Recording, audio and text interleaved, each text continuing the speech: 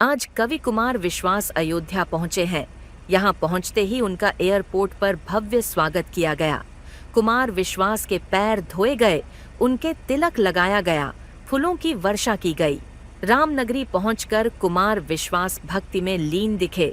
उन्होंने यहां रामलला के इतिहास पर बात की, तो वहीं रक्षा मंत्री राजनाथ सिंह द्वारा एक बयान पर उनका उत्साह बढ़ाते हुए क्या कुछ कहा, सुनिए। कृपा है, भगवान की कृपा है। और जब भगवान विग्रह में पधारे थे तब भी यहाँ आने का उनका आदेश प्राप्त हुआ।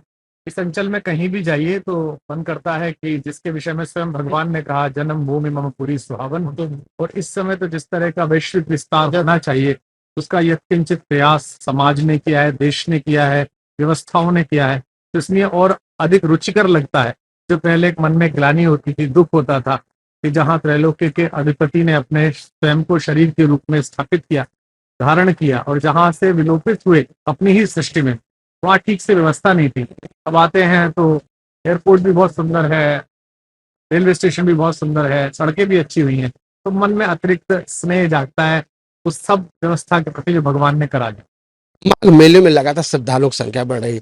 प्रयागराज दर्शन करने के बाद अयोध्या काफी संख्या में श्रद्धालु आ रहे हैं। सांस्कृतिक पुनर्जागरण का समय है और भगवान जिन पर रीझते हैं उन पर कृपा भी करते हैं।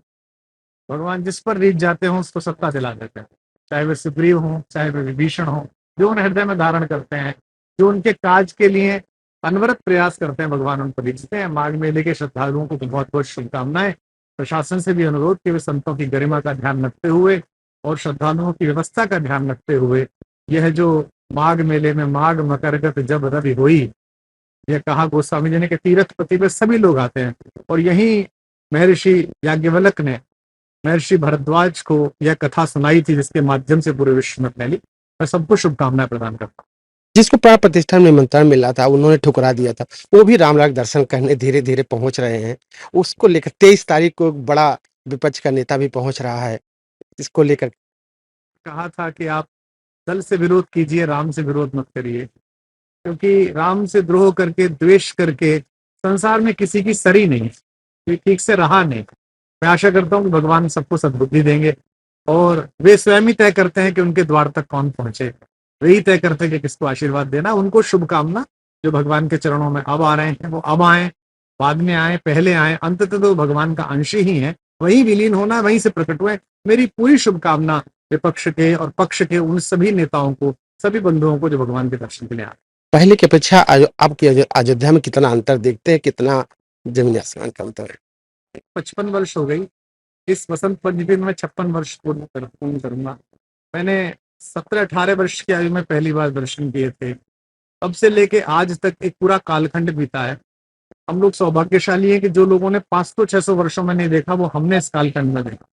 हमने अयोध्या का संघर्ष देखा, रक्त रंजित इतिहास देखा, शासकों की हनक देखी, संतों का अपमान देखा, कार सेवकों के आंसू देखे, सरयू का लाल जल देखा, और उसके बाद भगवान की भव्य प्राण प्रतिष्ठा भी देखी। तो मैं आशा करता हूं कि जो दिन हमें भगवान ने यहाँ दिखाया था, और स्वयं शंकर जी ने कामदेव को भस्म करते हुए रति से ये कहा था कि तुम्हारे पति द्वापर में कृष्ण के पुत्र के रूप में पैदा होंगे।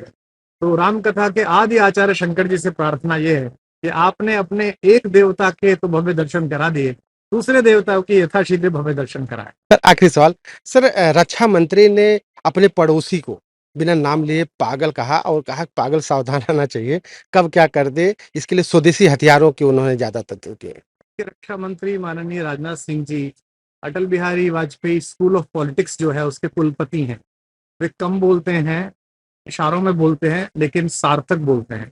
यह जो लखनऊ से उन्हें प्रतिनिधित्व मिला है सांसद के रूप में, वो अटल जी की विरासत का प्रतिनिधित्व है। तो दुर्भाग्य से पड़ोस में एक हमारा ऐसा पुराना परिचित है जो हमारा ही भूमिखंड लेकर बैठा हुआ है, जिसके हाथ में कुछ ऐसी शक्ति लग गई है जिससे सभी दुखी हैं और चिंतित हैं।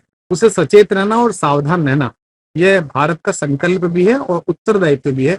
उसी के अनुकूल उन्होंने ये प्रश्न का उत्तर दिया है, और भारत इस समय सक्षम है कि किसी भी मूर्ख की मूर्खता को समुचित रूप से दंडित कर सके।